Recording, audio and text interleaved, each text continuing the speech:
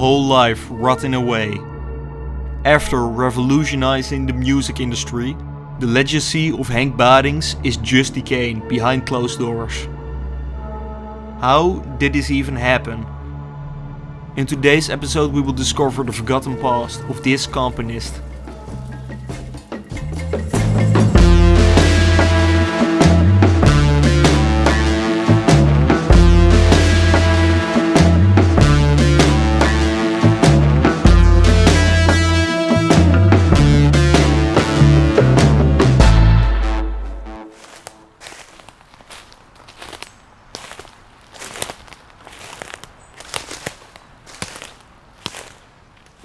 We started our exploration in the big forest behind the compound. We had very little information about this villa, so we decided to take it easy. What we noticed when we got into the garden was that the grass was already quite long. Nou, dat is aardig lang geleden dit. We arrived at the villa.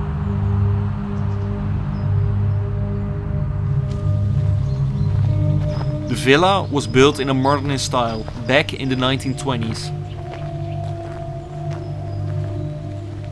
Back then the estate also owned the complete forest behind the villa. We quickly saw an access point when we stood in the front of the entrance.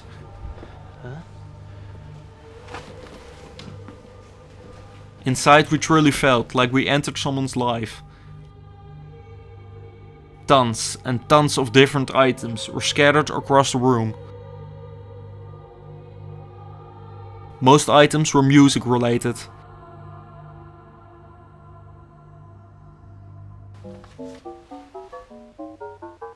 The owner who lived here goes by the name Henk Badings. Henk was a componist who was active for Philips, a Dutch electronic company. It wasn't your ordinary componist though, as he was working at Philips, which wasn't really a music company at the time. Badings was one of the founding fathers of the electronic music genre. The music which you can hear right now is one of those songs.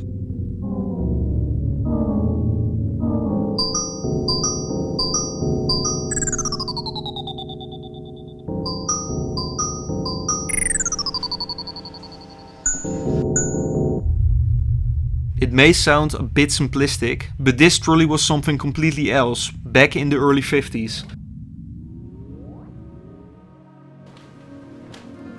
With this we went into the living room, where we came across an old piano. This was the piano where Henk made many songs.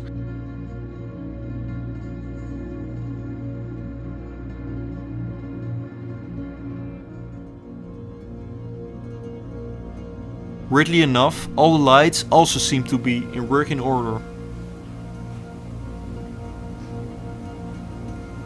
Henk Badings was born all the way back in 1907 in the former Dutch Indies, which is now known as Indonesia. He was sent to the Netherlands as an orphan, where he began developing his composing skills by composing a few piano pieces. He was quickly discovered as being a great composer, which caused him to pursue a career in music. After the war, he began testing out some electronic noise. This was incredibly progressive at the time.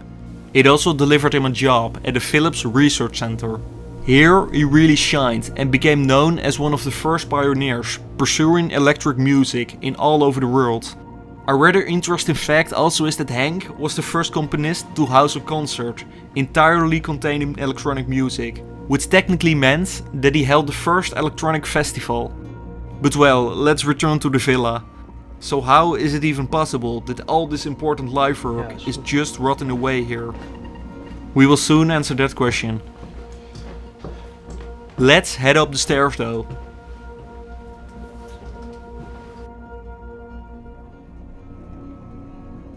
Here we can find the bedroom, which had a rather unsettling atmosphere. After Henk Badings made a career pioneering electronic music, he continued a bit with making ordinary classical music. Henk passed away in 1987, when he was 80 years old. The villa wasn't abandoned though. This was due to Henk's wife, who was a lot younger. Henk's wife died in 2017. After this, it all became a bit fake. My guess is that the villa got abandoned around this time, but I couldn't confirm it.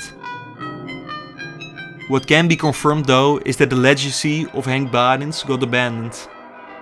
It is totally bizarre that this is even possible, in my opinion. The former villa is closed and ransacked of stuff nowadays. This meant an end to an important piece of history, which many people still enjoy on a daily basis.